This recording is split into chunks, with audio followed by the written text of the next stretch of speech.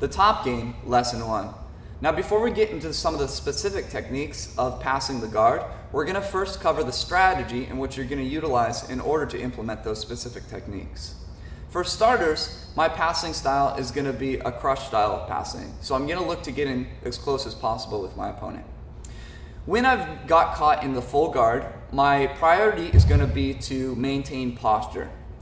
Once I've secured posture, I'm going to look to grab a sleeve and go to the standing guard position.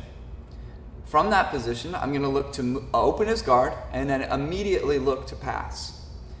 The passes I look for are going to be 3 positions in order of priority.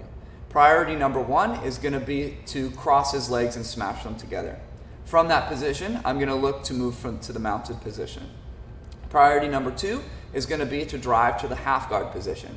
I feel that the half guard position is a good position from which you can shoulder pressure your opponent, drive to the quarter guard, and then secure the mount. The third priority is going to be the butterfly guard.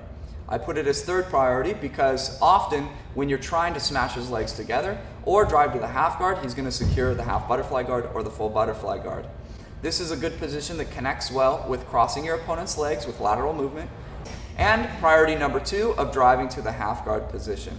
Your opponent has more offensive opportunities from the butterfly guard, but you also have an advantage in that his hooks are in and you can start to work to cross his hooks. Now, the specific techniques laid forward are going to be in lesson 2 from the closed guard sitting position. This strategy is one that I borrowed from Roger Gracies, so let's take a look at him implementing some of the positions I discussed.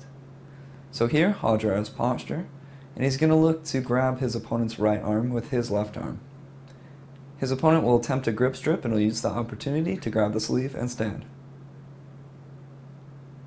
Here he's going to push the leg, open the guard, step over, use lateral movement to his left as well as hip pressure to cross his opponent's legs.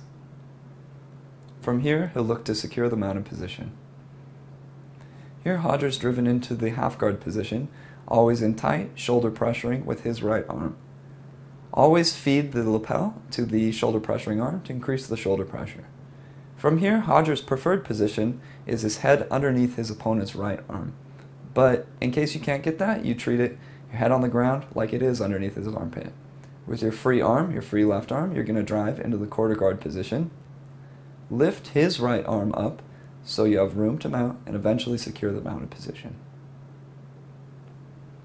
The last position is the butterfly guard. Here, first lateral movement to the left, seen here.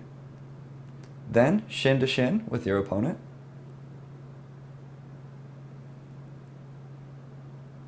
And once you secure shin to shin, go as far north as you can, head with head. Seen here. He lost the shin to shin, and Drysdale seems to give him a lot of resistance on the shin to shin, so he's going to take his right foot and mule kick it backwards to release the hook and secure the side control position.